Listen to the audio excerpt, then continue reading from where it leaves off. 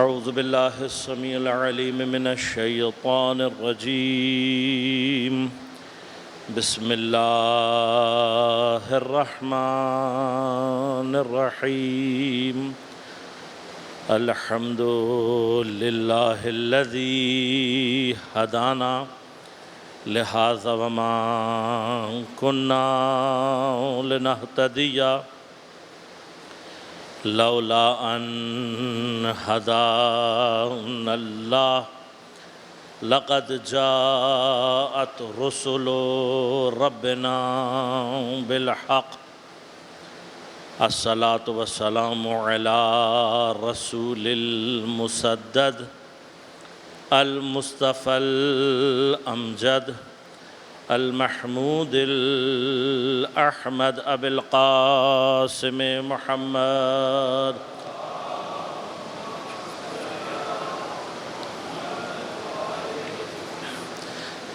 والصلاة والسلام على أسد الله الغالب غالب على كل غالب علي بن أبي طالب والصلاة والسلام على سيدة المعصومة المظلومة الطاهرة البتول بضعة الرسول فاطمة الزهراء سيدة نساء العالمين والصلاة والسلام على الحسن المجتبى والحسين المظلوم وأهل بيته الطيبين الطاهرين المعصومين المظلومين المنتجبين المنتخبين لا سيما بقية الله في الأراضين روحي وأرواح العالمين لتراب مقدمه الفداء ولعنة الله على أعدائهم أجمعين أما بعد قال الله تعالى في كتابه الكريم بسم الله الرحمن الرحيم قل إن كنتم تحبون الله فاتبعوني يحببكم الله ويغفر لكم ذنوبكم واللہ غفور الرحیم صلوات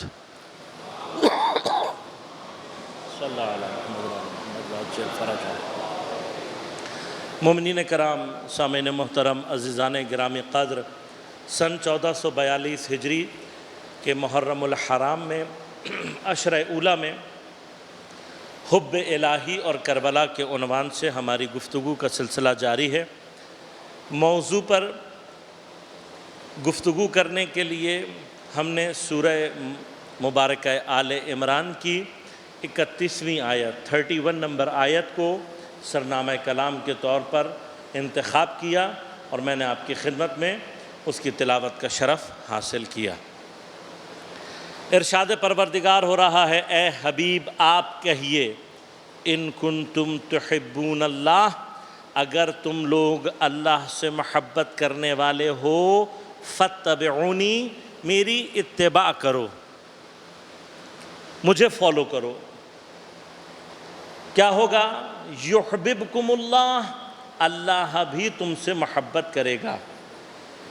اور جب اللہ محبت کرے گا تو کیا ہوگا؟ یغفر لکم ذنوبکم، اللہ تمہارے گناہوں کو معاف کر دے گا. واللہ غفور الرحیم، اور اللہ بہت زیادہ معاف کرنے والا اور بہت زیادہ رحم کرنے والا ہے. آیت کا ایک اجمالی ترجمہ میں نے آپ کی خدمت میں پیش کیا اور کچھ مطالب جو میں عرض کر چکا ہوں صرف خلاصتاً عرض کروں گا تاکہ گفتگو کو آگے بڑھا سکوں. دیکھیے، محبت جس کو ہمارے ہاں انگلش میں لو سے ترجمہ کیا جاتا ہے، عربی میں چونکہ الفاظ کی کثرت صرف اس لیے نہیں ہے کہ بہت سارے الفاظ ہونے چاہیے، بلکہ کسی ایک معنی سے متعلق جب بہت سارے الفاظ ہوتے ہیں تو ہر لفظ کسی خاص کیفیت کو بیان کر رہا ہوتا ہے. لہذا عربی میں ہی اور تقریباً دنیا کی تمام زبانوں میں بھی ایگزیکٹلی ایسا ہی ہے کہ یہ کہا جاتا ہے کہ کسی بھی زبان میں سینونیمز مترادف سینونیمز جو ہوتے ہیں they cannot be 100% synonym. 100% of same معنی کبھی بھی نہیں ہوتے. اگر دو ورڈز کے 100% سیم معنی ہو تو ان میں سے ایک لفظ اضافی اور فضول ہو جاتا ہے، جو کہ دنیا کی شاید کسی بھی زبان میں نہیں ہے. عربی میں خوبصورتی یہ ہے کہ جو سینونیمز ہیں بعض اوقات ان کی تعداد بہت زیادہ ہو جاتی، لیکن ہم بہرحال گفتگو چونکہ خاص چیزوں میں ہے، قرآن کے الفاظ سے متعلق ہے، اور دین نے جن چیزوں کا ہم سے تقاضا کیا ہے، ہم سے ڈیمانڈ کی ہے، اللہ تعالیٰ ہم سے کچھ چیزیں ڈیمانڈ کرتا ہے، وہ کیا چیزیں ہیں، ان پر کیسے عمل کرنا ہے، اور ان درجات کو، ان لیولز کو کیسے ایکوائر کرنا ہے، یہ ایک بندہ مومن کی کوشش ہونی چاہیے. لہذا انسان دنیا میں آتا ہے، دین کا کام کیا ہے؟ دین کا کام یہ ہے کہ اس کو اس کی اسی دنیاوی زندگی میں، اسی ورلڈلی لائف میں، یہ جو دنیاوی زندگی ہے، اسی میں اس کو اس طریقے سے ترقی دے کہ وہ اس دنیا میں رہتے ہوئے، اس دنیا کو استعمال کرتے ہوئے اپنے درجات کو بلند کرے اور پروردگار سے نزدیک ہو جائے. اب بندہ جتنا پروردگار سے نزدیک ہوتا چلا جاتا ہے اتنا اس کے ایمانی درجات بڑھتے چلے جاتے ہیں. یہی ہماری اس دنیاوی زندگی کے اہداف میں سے، جو ہمارے aims and objectives of this worldly life اگر آپ کہیں، وہ کیا ہیں کہ آپ اس دنیا میں رہتے ہوئے ایسے زندگی گزاریں کہ آپ اللہ کے نزدیک ہوتے چلے جائیں. لہٰذا تمام عبادتوں میں جو نیت آپ کرتے ہیں وہ نیت کیا ہوتی ہے؟ آپ نیت کرتے ہیں قربتاً الی اللہ. قربتاً الی اللہ کا معنی کیا ہے؟ کہ میں جو یہ نماز پڑھ رہا ہوں، میں جو یہ روزہ رکھ رہا ہوں، میں جو یہ واجب کام انجام دے رہا ہوں، کس لیے؟ تاکہ اللہ سے نزدیک ہو سکوں. اب یہ ایک الگ بات ہے کہ یہ نیت ہماری صرف واجب یا مستحب کاموں میں نہیں ہونی چاہیے، بلکہ ہر جائز کام میں ہمارا ہر کام کس لیے ہونا چاہیے؟ قربتاً الی اللہ ہونا چاہیے. لیکن ہم اسے کر نہیں پاتے. کیوں نہیں کر پاتے؟ اس لیے کہ ہمیں بہت ساری چیزیں معلوم نہیں ہیں. اگر ہمیں وہ راستے اور وہ چیزیں معلوم ہو جائیں تو ہم بھی اپنی پوری زندگی کو ایسا بنا سکتے ہیں کہ ہمارا ہر عمل ہمیں اللہ کے نزدیک لے جائے. جب ہم یہ جملے کہتے ہیں، لوگوں کے سامنے ایک بات کی جاتی ہے تو لوگوں کو یقیناً ہمیں بھی مشکل لگتا تھا کسی زمانے میں، اور جب آڈینس کے سامنے یہ بات کی جاتی ہے انہیں بھی بہت مشکل لگتا ہے کہ بھئی کیسے زندگی گزاری جائے. یعنی جب ہم یہ کہتے ہیں کہ ہر کام اللہ کے تقرب کے لیے ہو تو ایسا لگتا ہے زندگی میں سے مزہ ختم ہو گیا، انجوائمنٹ ختم ہو گئی. اب پوری زندگی جو ہے وہ رمضان کی سی کیفیت طاری ہو جائے گی یا نماز کی سی کیفیت طاری ہو جائے گی جس میں آپ کو اٹینشن رہ کے کھڑا رہنا ہے اور کوئی کام ایسا نہیں کرنا. یہ وہ مسکنسیپشن ہے دین کے بارے میں کہ جس کی وجہ سے ہم آسان مراحل کو بھی اپنے لیے مشکل سمجھنے لگتے ہیں، اور انہی راستوں سے شیطان اللہ تک پہنچنے کے آسان راستوں کو ہمارے لیے مشکل بنا دیتا ہے. ہمارا جو کام انشاءاللہ ہے وہ کیا ہے کہ اس مرحلے میں آپ کو یہ سمجھا سکیں کہ اللہ سے قرب کے مراحل مشکل نہیں ہیں. آپ بالکل اپنی نارمل لائف گزارتے ہوئے بھی اپنے آپ کو اللہ سے نزدیک کر سکتے ہیں، اور کربلا اسی چیز کا پیغام ہے. بنیادی طور پہ جو کربلا کا پیغام ہے وہ کیا ہے؟ کیا کربلا میں جو لوگ ہیں وہ کوئی ایکسٹرا آرڈینری قسم کے لوگ تھے؟ کیا کربلا پہنچنے والے، امام حسین کا ساتھ دینے والے، سارے اپنے زمانے کے کوئی عابد، زاہد، ہر وقت نماز پڑھنے والے، ہر وقت تسبیح گھمانے والے ایسے لوگ تھے؟ نہیں۔ کربلا کا پیغام کیا ہے کہ کربلا میں فقیہ بھی موجود ہے، مقلد بھی موجود ہے۔ کربلا میں آزاد بھی موجود ہے، غلام بھی موجود ہے، امیر بھی موجود ہے، غریب بھی موجود ہے، ہر صنف کا، بوڑھا بھی موجود ہے، جوان بھی موجود ہے، مرد بھی موجود ہے، خاتون بھی موجود ہے، کاروباری آدمی بھی موجود ہے، نوکری کرنے والا بھی موجود ہے، ہر طرح کا فرد کربلا میں موجود ہے۔ حتیٰ مختلف مذاہب سے تعلق رکھنے والے لوگ بھی کربلا میں موجود ہیں، مختلف فرقوں سے تعلق رکھنے والے لوگ بھی کربلا میں موجود ہیں، حتیٰ وہ بھی ہیں جو کل رات تک دشمن تھے، صبح حسین کے ساتھی بن کر علیہ السلام ہو گئے۔ بس کوئی بھی سفیر آف لائف ایسا نہیں ہے جو کربلا میں موجود نہ ہو۔ لہذا کربلا کی جو سب سے زبردست ڈائمنشن ہے وہ کیا ہے؟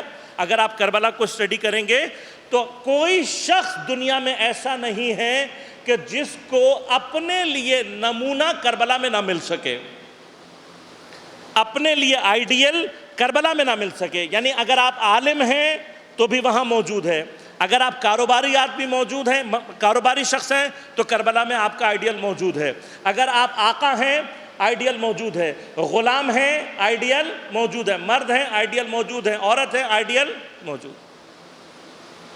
اور کربلا نے ہمیں یہی سمجھایا ہے کہ خدا تک پہنچنا مشکل نہیں۔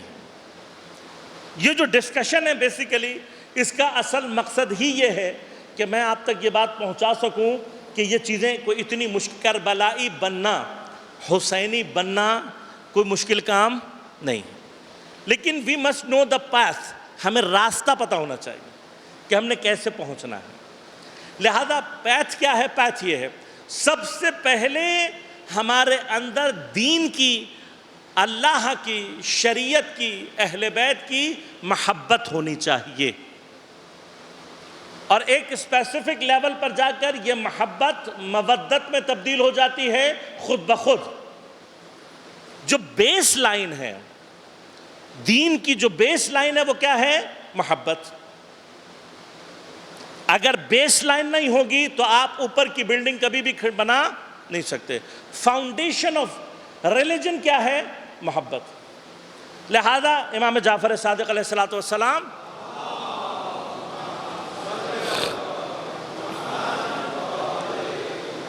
امام فرماتے ہیں کہ حل الدین، یا بعض روایتوں میں ہے کہ حل الایمان الا الحب والبغض، یعنی کیا؟ دین یا ایمان دونوں ملتے ہیں ہمیں، دین اور ایمان صرف کیا ہیں؟ حب اور بغض، محبت اور دشمنی۔ دین صرف یہ ہے۔ دوستی کس سے کرنی ہے؟ محبت کس سے کرنی ہے؟ اللہ سے۔ دشمنی کس سے کرنی ہے؟ ہر اس چیز سے جو اللہ کو پسند نہیں ہے۔ اگر یہ فارمولا ہم اختیار کر لیں تو آپ کے پاس دین بھی آ جائے گا، ایمان بھی آ جائے گا، آپ صاحب ایمان یعنی مومن بن جائیں گے۔ مومن کیا ہوتا ہے؟ جو اللہ کو پسند ہوتا ہے وہ اسے پسند ہوتا ہے، جسے اللہ پسند نہیں کرتا مومن بھی اسے پسند نہیں کرتا۔ یہ فاؤنڈیشن آپ نے رکھ لی مودت کے مرحلے میں۔ میں نے کل بتایا تھا مودت کیا ہے، اسی محبت کو پریکٹیکلی اپنے اعضاء اور جوارح سے ظاہر کرنا حاصل ہو جائے گی، اور اگر مودت حاصل ہو گئی تو آٹومیٹیکلی ولایت کا درجہ حاصل ہو جائے گا۔ اب یہ جو ولایت کا درجہ ہے یعنی ولی اللہ ہونا، ہم سمجھتے ہیں کہ یہ بڑا مشکل کام ہے۔ ایسا ہی ہے نا، جب کہا جاتا ہے بھائی اللہ کے ولی، آپ کہتے نہیں بھائی وہ تو بڑے اونچے لوگ ہوتے ہیں، وہ تو بڑے زبردست لوگ ہوتے ہیں، ہم کہاں اور اللہ کی ولایت کہاں، اور ولایت یعنی اللہ کا ولی ہونا وہ مقام کہاں؟ جبکہ روایات میں اور قرآن میں جو چیزیں ملتی ہیں، فرمایا کہ اللہ کے دوست تمہارے درمیان ہی ہوتے ہیں، بعض اوقات تمہاری طرح عام ہی لوگ ہوتے ہیں لیکن اللہ کے ولی ہوتے ہیں۔ مجھے موقع ملا تو میں بعض مثالیں بھی دوں گا، آج صرف اشارہ کر رہا ہوں، صرف 2 بندوں کے نام لے رہا ہوں تاکہ آپ کے ذہن میں رہ جائے۔ جناب، اور یہ بہت پرانے دور کی بات نہیں کر رہا، کوئی 200 300 یا اس سے پیچھے کے زمانے کی بات نہیں کر رہا، میرے اور آپ کے زمانے کی بات ہے، اسی سینچری کے اندر کی بات ہے۔ ایک شخصیت گزری ہے جناب ہاشم حداد علیہ الرحمہ کی، اور ایک جناب رجب علی خیاط علیہ الرحمہ کی۔ یہ 2 شخصیتیں کون ہیں؟ ہاشم حداد، حداد عربی میں کہتے ہیں لوہے کا کام کرنے والا، آئرن ورکس، پتہ ہے نا آپ کو، آپ اپنے گھر میں کوئی چیز لوہے کی بنوانا چاہتے ہیں، کہاں جاتے ہیں؟ آئرن ورکس کے پاس، لوہار کے پاس۔ ہاشم حداد اولیاء الہی میں سے گزرے ہیں، کون تھے؟ ایک لوہار۔ دوسرے رجب علی خیاط، خیاط عربی میں کہتے ہیں درزی کو، ٹیلر۔ کون ہے؟ ٹیلر ہے، لیکن کون ہے؟ اولیاء الہی میں سے۔ یہ اگزامپل آپ کو صرف اس لیے دے رہا ہوں کہ آپ یہ بات ذہن میں رکھیں کہ اس سطح کے لوگ جب اولیاء الہی بن سکتے ہیں تو پڑھے لکھے لوگ یا جن کی حالت بہتر ہے یا جو علمی اعتبار سے اونچی سطح پر ہیں، معاشی اعتبار سے اونچی سطح پر ہیں، اکنامکلی بہتر ہیں، وہ بھی یہ مقامات حاصل کر سکتے ہیں۔ اور بنیادی طور پہ کربلا اسی چیز کا درس ہے۔ کربلا ہی اسی لیے برپا ہوئی ہے کہ مجھ جیسے عام لوگوں کو ولایت کے درجے تک پہنچا سکے۔ کربلا برپا اسی لیے ہوئی۔ لہذا مودت سے اگلا مرحلہ کیا ہے؟ مودت سے اگلا مرحلہ ولایت اور ولا ہے۔ میں نے کل عرض کیا تھا، دوستی کا وہ مرحلہ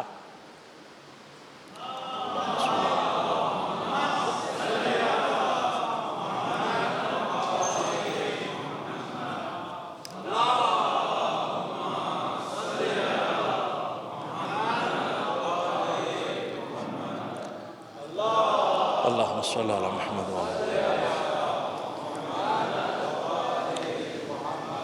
دوستی کا وہ مرحلہ کہ جہاں محب اور محبوب میں کوئی غیریت نہ رہے، ایک جیسے ہو جائیں، سملیرٹی کیا پیدا ہو جائے دونوں کے درمیان میں؟ سملیرٹی، ایک جیسے ہونے لگے، اسے کہتے ہیں ولایت۔ تفصیلات اس کی اپنی جگہ پر، آج میں نے محبت کے مرحلے کو آپ کے لیے کلیئر کرنا ہے، اور آئندہ کی گفتگو اسی محبت، پہلا فاؤنڈیشن پہ ہم نے آج کام کرنا ہے۔ اس مرحلے میں محبت کیا ہے؟ محبت میں نے آپ کو عرض کیا، دل سے کسی چیز کو پسند کرنا۔ اب مرحلہ یہ ہے کہ انسان کسی چیز کو کیوں پسند کرتا ہے؟ انسان ہر اس چیز کو پسند کرتا ہے جسے اپنے لیے فائدے مند پاتا ہے۔ ایسے ہی ہے نا، ہم ہر وہ چیز جس کو اپنے لیے فائدے مند پاتے ہیں اسے پسند کرتے ہیں۔ لیکن انسان میں یہ، اب اس کو لائکنس کہیں آپ یا لو کہیں، یہ بنیادی طور پر انسان کے اندر 2 جگہ سے پیدا ہوتی ہے۔ ایک انسان کے نفس سے پیدا ہوتی ہے، دوسری انسان کی عقل سے پیدا ہوتی ہے۔ ایک نفس سے اور ایک عقل سے۔ اب یہ میں تھوڑا سا اس کو ڈیفائن کروں گا تاکہ آپ کو بات کلیئر ہو جائے کہ ہم بات کیا کر رہے ہیں، اور پھر آگے بڑھوں گا۔ انسان کی ایک باڈی ہے اور ایک اس کی روح ہے، سول، اسپرٹ۔ یہ جو انسان کی روح ہے، اس کو علماء نے بیان کرنے کے لیے اور سمجھانے کے لیے یہ بتایا کہ اس کے 3 حصے ہوتے ہیں۔ اب یہ جو حصے ہیں یہ باڈی کے حصوں کی طرح سے نہیں ہیں، چونکہ اسپرٹ یا سول جو ہوتا ہے ہمارا، وہ ایک نان مٹیریل چیز ہے، اور نان مٹیریل چیز میں پارٹس تصور نہیں کیے جا سکتے۔ لیکن مجھے اور آپ کو سمجھانے کے لیے، اچھا اب یہ جو چیز ہمارے علماء نے بیان کی ہے، اتفاقاً سائنٹسٹ نے بھی جب انسان کے سول کے اوپر کام کیا تو انہوں نے بھی اس کو اسی طرح سے ڈیفائن کیا، اور معروف ترین جو کام ہوا ہے وہ سائیکالوجی میں ہوا ہے، اور سائیکالوجی میں مشہور ترین جو نام ہے ان میں سے ایک نام سگمنڈ فرائڈ کا ہے، جو تقریباً آپ سب نے سنا ہوا ہوگا۔ اور سگمنڈ فرائڈ کے حوالے سے جو اس کی مشہور اسپرٹ یا انسان کے سول کے حوالے سے ڈسکشن ہے، وہ ابتدائی طور پر آپ نے سنی بھی ہوگی، میں اسی تفصیلات کو تھوڑا سا آپ کی خدمت میں بیان کروں گا۔ پہلی بات یاد رکھیے گا کہ سائیکالوجسٹ بھی انسان کے برین اور مائنڈ کے درمیان میں فرق رکھتے ہیں۔ اب آپ کو انگلش میں کم از کم یہ ورڈز تھوڑے سے سمجھ میں متوجہ ہو رہے ہوں گے آپ۔ ایک ہمارا برین ہے، برین کیا ہے؟ جو ہمارے اسکل، ہماری کھوپڑی کے اندر رکھا ہوا ہے۔ سائیکالوجسٹ کیا کہتے ہیں؟ کہتے ہیں یہ برین ہے، لیکن وہ جو اس میں آپ سوچتے ہیں، جس میں آپ فکر کرتے ہیں، جہاں آپ کا علم ہوتا ہے، that is not your brain, that is your mind. اور مائنڈ ایک نان مٹیریل چیز ہے، مٹیریل چیز نہیں ہے۔ اب اسی مائنڈ کے 3 حصے کون کون سے؟ کانشیس، سب کانشیس اور انکانشیس، یہ سنا ہوا ہے۔ ایک اور سائیکالوجسٹ نے جو اصل نے جس میں تقسیم کی تھی، اس نے کیا کہا تھا؟ ایڈ، ایگو اور سپر ایگو، یہ 3 حصے۔ علماء نے اسلامی دنیا میں جب اسی روح کے 3 حصے بیان کیے تو بالکل یہ تقریباً اسی طرح سے ہے جیسے آپ کا کانشیس ہے، سب کانشیس ہے اور انکانشیس ہے، اسی طرح سے ہمارے ہاں نفس ہے، عقل ہے اور قلب ہے۔ اب جیسے کانشیس میں کیا ہوتا ہے؟ کانشیس میں آپ کی وہ ساری چیزیں ہوتی ہیں جو آپ سامنے کر رہے ہوتے ہیں، آپ کو پتہ لگ رہی ہوتی ہیں۔ وہ آپ کے کانشیس مائنڈ جو ہوتا ہے وہ سارے کا سارا آپ کے جتنے بھی آنکھیں، کان، یہ جتنی بھی سینسز ہیں، 5 سینسز ہیں، اس سے متعلق ہوتی ہیں۔ لیکن بیہائنڈ دیز 5 سینسز، ان 5 سینسز کے پیچھے کیا ہے؟ ان کے پیچھے آپ کا سب کانشیس ہوتا ہے، جس کو علماء کہتے ہیں عقل، اور ایک چیز ہے انکانشیس۔ اب یہ انکانشیس کو جو سائیکالوجسٹ ہیں وہ بھی آج تک صحیح معنی میں ڈیفائن نہیں کر سکے کہ یہ ہوتی کیا ہے۔ علماء نے کیا کہا؟ علماء نے کہا اس کے پیچھے اور سب سے سپیریئر چیز جو انسان کے اندر ہے وہ یہی قلب ہے۔ بس یاد رکھیے گا کہ قلب سے مراد یہ والا دل نہیں ہے، یہ آرگن جو دل، ہارٹ آپ کا کہلاتا ہے، یہ نہیں مراد، بلکہ جہاں پر بھی قرآن میں تقریباً قلب استعمال ہوا ہے وہ کون سا ہے؟ آپ کی اور ہماری روح کا سب سے سپیریئر حصہ، جسے قلب کہا جاتا ہے۔ خوب، اب ان کے اپنے اپنے کام ہیں، اور محبت کا تعلق ان تینوں سے ہے جو میں آپ کو پہنچانا چاہتا ہوں۔ شاید تھوڑی سی بحث سنجیدہ بھی ہوگی، تھوڑی سی مشکل بھی ہوگی، لیکن اگر یہ چیزیں، یہ وہ کوئریز ہیں کہ جو اگر ایک مرتبہ زندگی میں حل ہو جائیں تو آپ کے بہت سارے سوال آٹومیٹیکلی حل ہو جاتے ہیں۔ خوب، اب نفس بنیادی طور پر کیا کام کرتا ہے؟ نفس کا کام ہے آپ کی پوری باڈی جتنی بھی ہے اس کو ایڈمنسٹریٹ کرنا، نفس کا کام ہے۔ آپ نے کبھی سوچا کہ آپ کے بہت سارے کام آٹومیٹیکلی ہو رہے ہوتے ہیں؟ مثلاً آپ کا پیٹ جس وقت خالی ہوگا آپ کو بھوک لگنے لگے گی، آپ کی باڈی کو جس وقت پانی کی ضرورت ہوگی تو آپ کو پیاس لگنے لگے گی، آپ کی باڈی کو آرام کی ضرورت ہوگی، آپ کو نیند آنے لگے گی، اور آپ سمجھتے ہیں کہ یہ میرے اختیار میں بعض اوقات نہیں ہوتا، تو کون کر رہا ہوتا ہے؟ یہ ساری کی ساری فنکشننگ یہ نفس کرتا ہے، نفس کا کام ہے۔ نفس کیا کرتا ہے؟ آپ جو آنکھوں سے دیکھ رہے ہیں یہ آپ کے برین میں سٹور ہوتا ہے، سنتے ہیں برین میں سٹور ہوتا ہے، ہر چیز جو آپ محسوس کرتے ہیں برین میں سٹور ہو جاتی ہے۔ نفس کیا کرتا ہے؟ نفس ان کے درمیان میں اچھے اور برے کا فرق کرتا ہے، اور یہی چیز انسان کو مشین سے سپیریئر بناتی ہے۔ دیکھیے میری جیب میں رکھا ہوا میرا موبائل ڈیفینیٹلی مجھ سے اچھا ڈیٹیکٹر ہے، مجھ سے اچھی ساؤنڈ ڈیٹیکٹ کر سکتا ہے، مجھ سے اچھی پکچرز ڈیٹیکٹ کر سکتا ہے، مجھ سے زیادہ اچھا ہیٹ اینڈ ٹمپریچر کو ڈیٹیکٹ میرا موبائل کر سکتا ہے۔ لیکن میری سپیریئرٹی کہاں ہے؟ کیمرہ تصویر تو لے سکتا ہے لیکن تصویروں کے درمیان میں اچھے اور برے کا فرق کبھی نہیں کر سکتا، کبھی بھی نہیں کر سکتا۔ اور آپ اگر کوئی معیار کسی مشین کو دینا چاہیں، مثلا آپ کمپیوٹر کو، آرٹیفیشل انٹیلیجنس میں ہی ہوتا ہے، آپ کہیں کہ جی میں نے مشین کو بتا دیا تھا کہ اس کو اچھا سمجھنا اور اس کو برا سمجھنا، تو یہ مشین کرے گی تو صحیح لیکن آزادی سے نہیں کرے گی۔ اور آپ کبھی خود بیٹھ کر یہ سوچیں کہ مجھے کوئی چیز اچھی کیوں لگتی ہے اور کوئی چیز بری کیوں لگتی ہے، تو آپ کبھی بھی کوئی سٹینڈرڈ قائم نہیں کر سکتے۔ ایک چیز جو ابھی آپ کو اچھی لگ رہی تھی 5 منٹ بعد آپ کو بری لگنے لگے گی، اینڈ نو بڈی نوز کہ کیوں۔ ایک چیز ابھی اچھی لگ رہی ہے 2 منٹ بعد بری لگنے لگے گی۔ انسان کے پاس کوئی معیار نہیں ہے، چونکہ انسان کے پاس اپنے لیے کوئی معیار نہیں ہے بظاہر، لہذا وہ مشینز کو بھی کوئی معیار نہیں دے سکتا۔ دوسری چیز جو انسان کو سپیریئر بناتی ہے وہ کیا ہے؟ انسان کے پاس ارادہ اور اختیار۔ اب یہ ارادہ اور اختیار کیا ہے؟ اگر بحث کی جائے تو یقیناً ایک لمبی بحث ہے، میں I am not going in the details, لیکن ان باتوں پہ سوچا کریں۔ آپ کے پاس کتنا ارادہ ہے، کتنا اختیار ہے؟ کیا انسان اپنے تمام کاموں میں آزاد اور اختیار ہے؟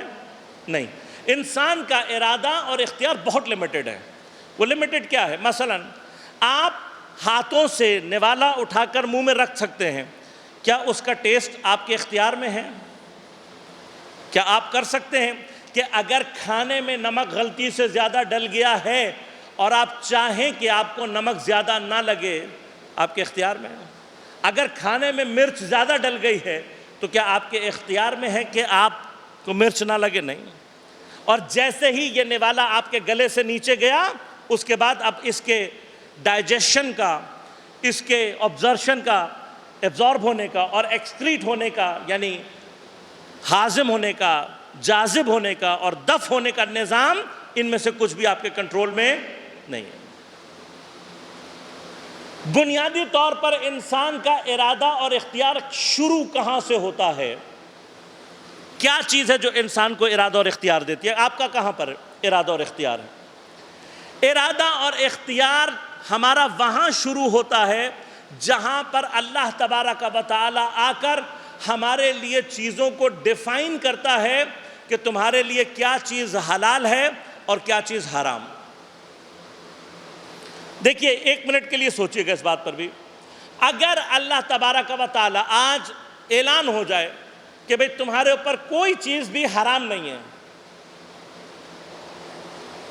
ایک سپوزیشن ہے، سپوز کریں کہ آج اعلان ہو جائے کہ تمہارے اوپر کوئی چیز حرام نہیں ہے، آپ کو چیلنج کر رہا ہوں، آج پوری رات سوچئے گا، کل مجھے جواب دیجئے گا اور کل آ کر مجھے یہ بتائیے گا کہ آپ گناہ کیسے کریں گے۔ اگر اللہ کیا کہہ دے، شریعت آ کر کیا کہہ دے، آج سے تمہارے اوپر کوئی چیز حرام نہیں ہے، تو مجھے کل آ کر یہ بتائیے گا کہ آپ گناہ کیسے کریں گے؟ سوچ کے بتا دیجئے گا، ٹائم لیں۔ اگر اللہ باؤنڈریز ختم کر دے تو آپ گناہ کرنے کے مختار ہی نہیں رہیں گے۔ لہٰذا انسانوں کا اور حیوانوں کا فرق کیا ہے؟ حیوانوں کے لیے اللہ نے کوئی باؤنڈری نہیں لگائی، نہ ان کو عقل دی، نہ ان کے لیے باؤنڈری لگائی، لہٰذا وہ گناہ نہیں کر سکتے۔ انسان کو اللہ نے عقل دی، ساتھ میں اس کے لیے باؤنڈری لگا دی۔ اب انسان جہاں عقل استعمال کرتا ہے وہ جگہ کیا ہے؟ وہ جگہ صرف اتنی ہے کہ جو باؤنڈری لگی ہوئی ہے اس کو کراس نہیں کرنا۔ تو یہاں سے آپ کا ارادہ اور اختیار شروع ہوتا ہے۔ بس یاد رکھیے گا، صاحب ارادہ اور اختیار کب ہوتا ہے انسان؟ جب وہ اللہ کی لگائی ہوئی باؤنڈریز کو مانتا ہے۔ اگر آپ ماننا ہی چھوڑ دیں تو ارادہ اور اختیار سب کا سب ختم ہو جاتا ہے، پھر کوئی چیز باقی نہیں رہتی۔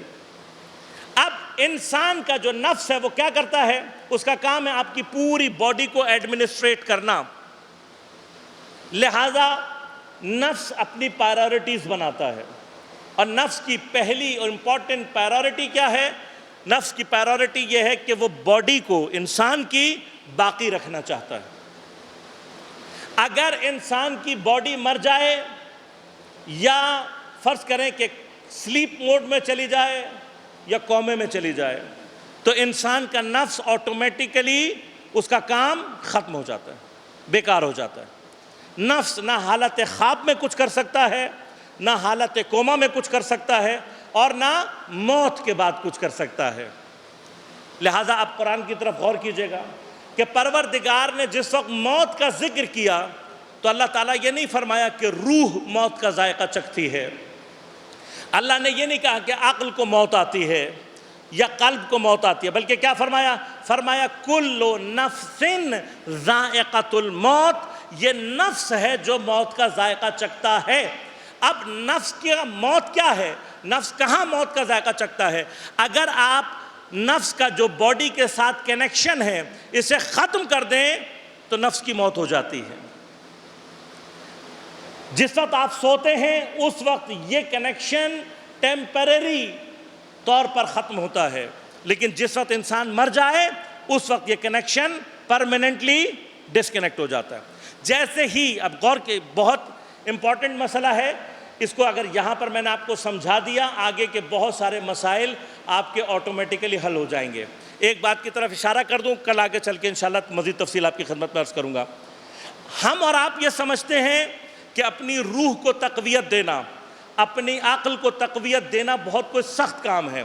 عزیزان من، یہ یاد رکھیے گا کہ نفس کی جتنی بھی جسم کے ساتھ تعلقات ہیں یہ جتنے ضعیف ہوتے چلے جاتے ہیں آٹومیٹیکلی انسان کی روح اتنی طاقتور ہوتی چلی جاتی ہے۔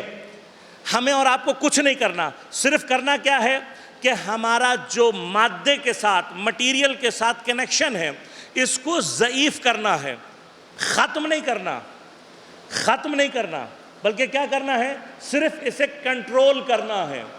جتنا آپ اسے کنٹرول کرتے چلے جائیں گے آٹومیٹیکلی آپ کی روح اتنی طاقتور ہوتی چلی جائے گی۔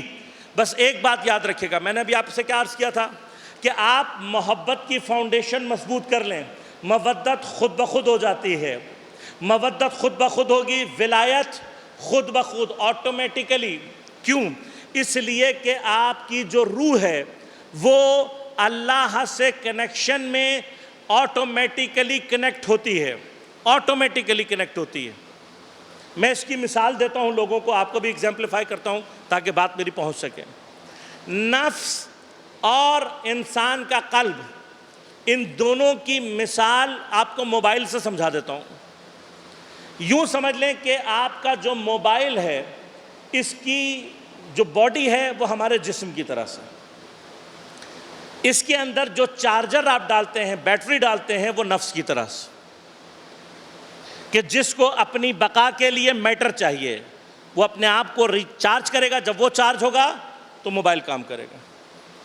لیکن ہمارا قلب جو ہوتا ہے وہ سم کی طرح سے ہوتا ہے۔ جب آپ کسی سے سم لیتے ہیں کسی آؤٹ لیٹ سے جا کر، تو آپ ایک سوال سم لینے کے بعد کیا کرتے ہیں؟ آپ پوچھتے ہیں کہ یہ سم ایکٹیویٹڈ ہے یا نہیں۔ اگر سم ایکٹیویٹڈ ہو تو کیا کرنا پڑتا ہے؟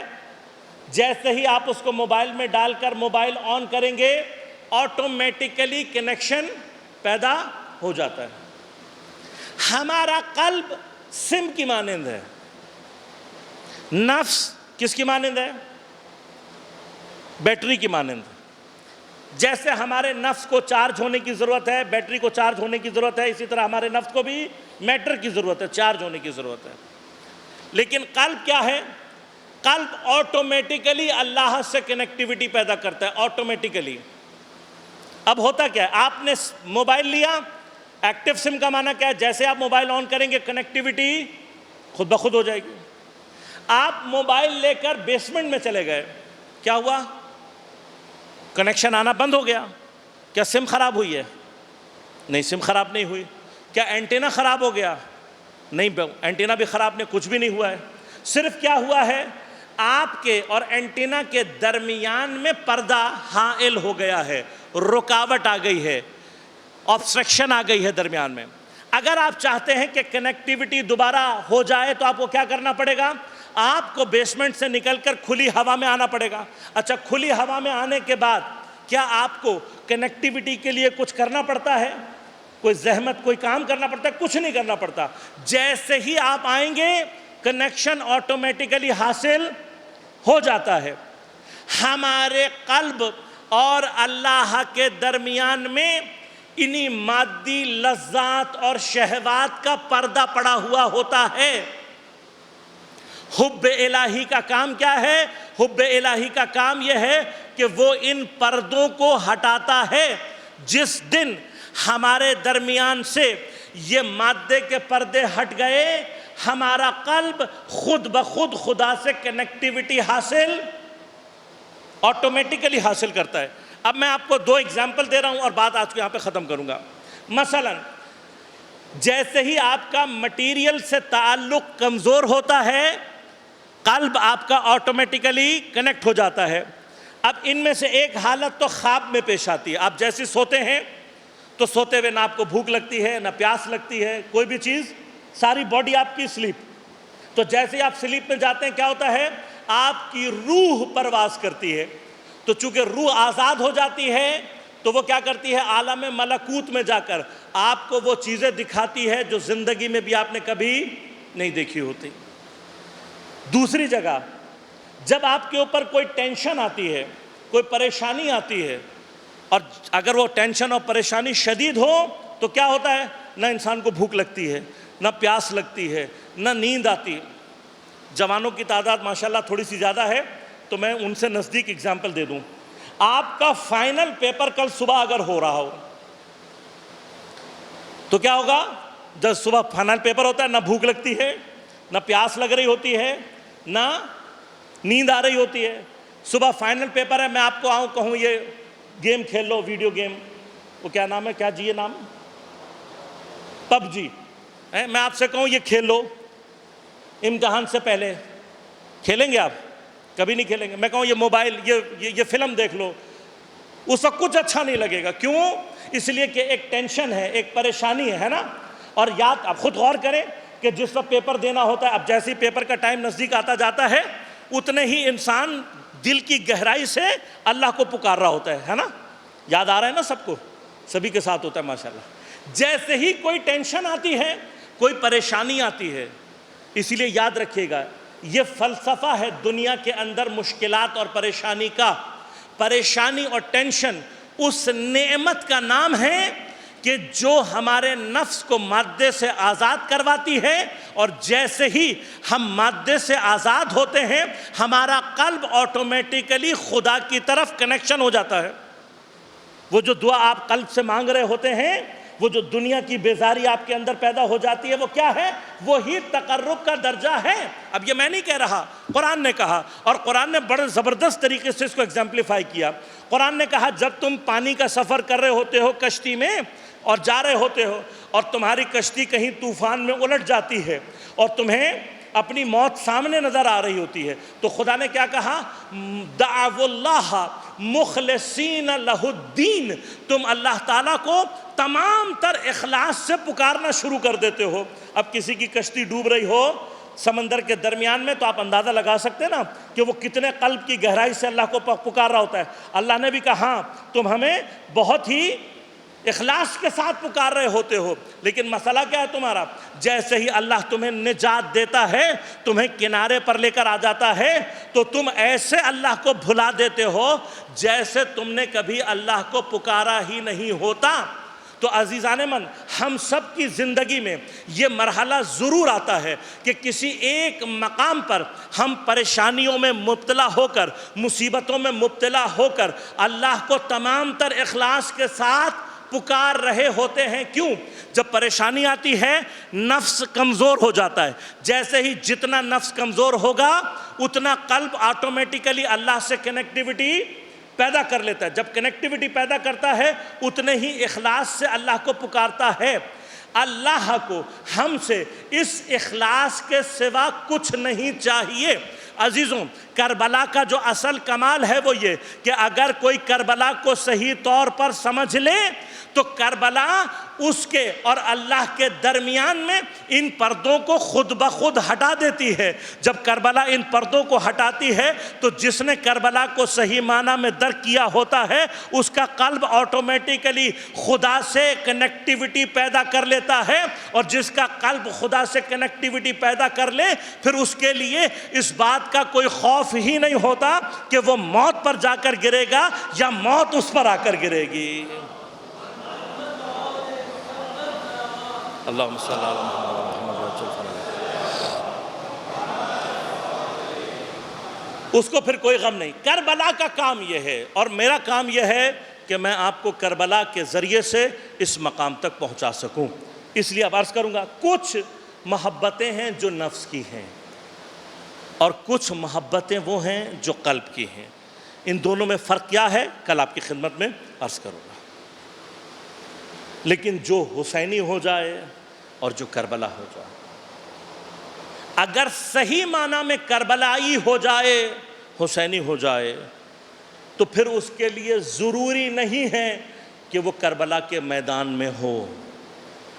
اس کے لیے ضروری نہیں ہے کہ وہ عاشور کے دن امام حسین کے ساتھ اگر کربلا میں قتل ہوگا تو وہ حسین کا ساتھی کہلائے گا۔ اور تاریخ میں سب سے پہلے یہ بات جناب مسلم ابن عقیل نے اپنی شہادت کے ذریعے سے ثابت کی۔ کوئی تاریخ دان، کوئی انسان جناب مسلم ابن عقیل کو کربلا اور اصحاب امام حسین سے جدا نہیں کر سکتا، کوئی نہیں کر سکتا۔ اور اسی لیے عزیزان من انشاءاللہ خدا ہمیں عاشورہ کو تمام تر عشق حسینی کے ساتھ درک کرنے کی توفیق عنایت فرمائے۔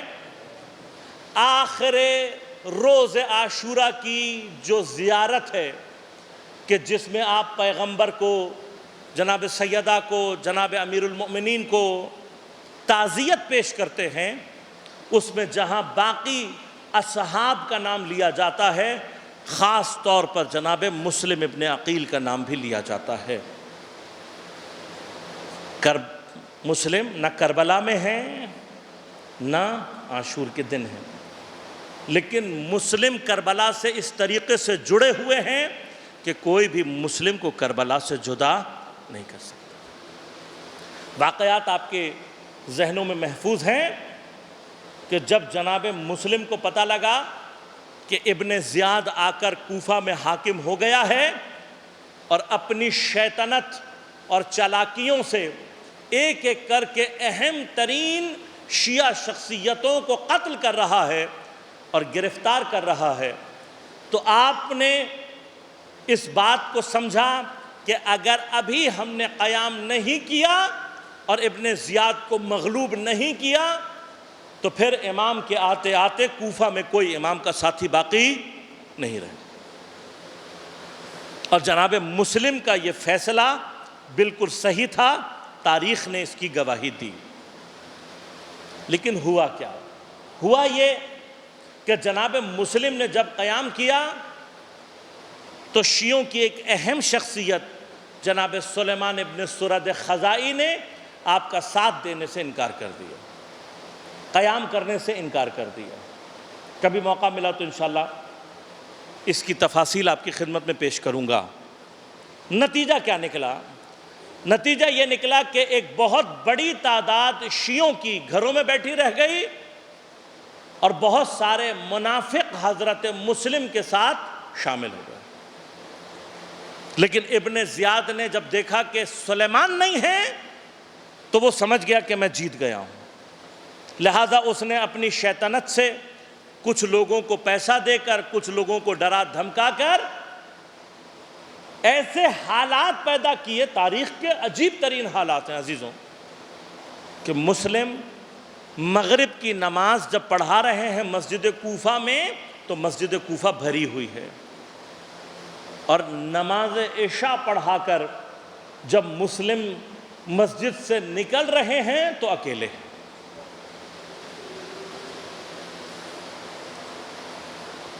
حضرت مسلم ابن اوسجہ اور جناب حبیب ابن مظاہر کچھ دیر کے لیے اپنے گھر گئے ہیں، اور جب واپس آئے ہیں تو حضرت مسلم کا پتہ ہی نہیں کہاں ہے، اور وہاں یہ صورتحال دیکھتے ہی ابن زیاد کے لوگوں نے چاروں طرف ناکہ لگا دیا۔ مسلم ابن عقیل گلیوں میں بھٹکتے پھر رہے ہیں، کوئی مسلم کو راستہ دکھانے کے لیے تیار نہیں ہے، تو مسلم کو پناہ کون دیتا؟